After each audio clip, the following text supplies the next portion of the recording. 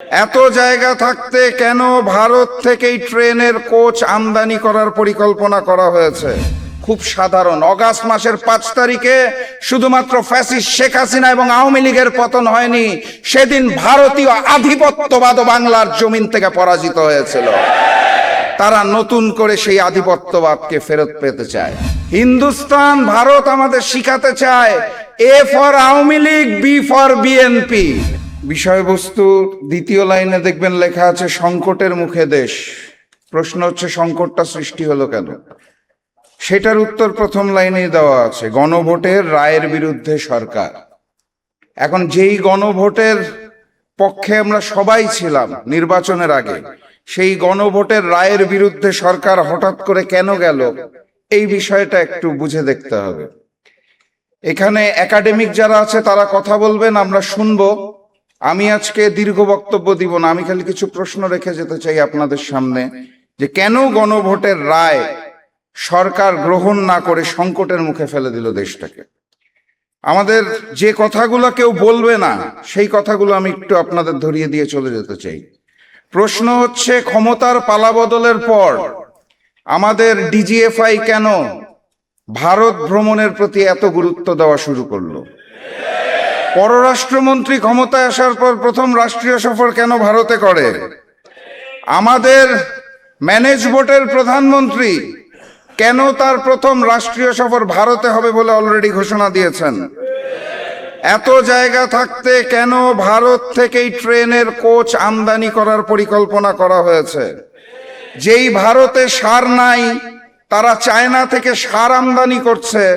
সেই ভারতের কাছে, যাদের নিজেদেরই নাই, তাদের কাছে আমরা কেন সার চেয়ে প্রস্তাবনা পাঠাচ্ছি?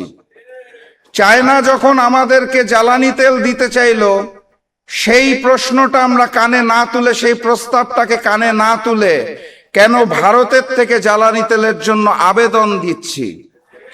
জুলাই জাদুঘর উদ্বোধন না করার পিছনে কাদের ষড়যন্ত্র চলছে?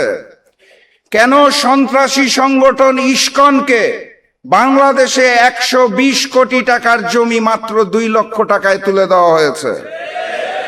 ব্যাংক লুটেরাদের হাতে আবারও কিভাবে করে ব্যাংকগুলো তুলে দেওয়া হচ্ছে?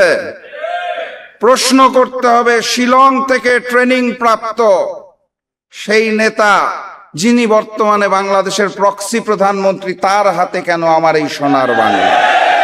সংগ্রামী সাথী এবং বন্ধুগণ, আমরা আকাশে ওই ঘুড়িটাকে দেখতে পারি।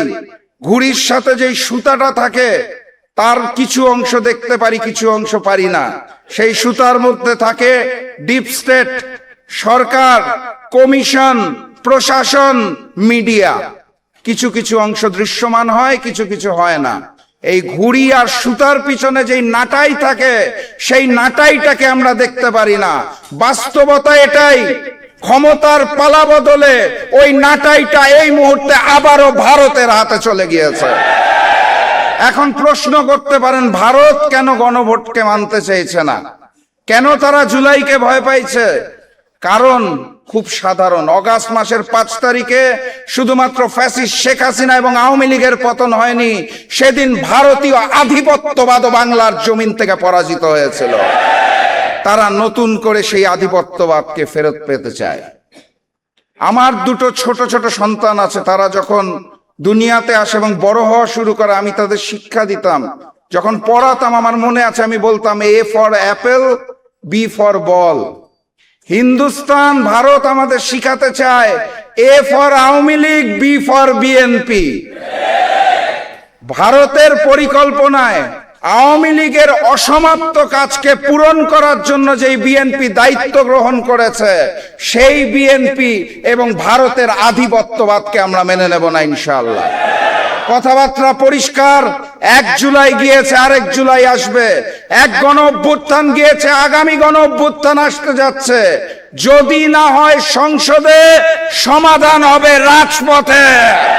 নতুন গণ অভ্যুত্থানের প্রস্তুতি নিন, দেখা হবে বিজয় ইনশাআল্লাহ।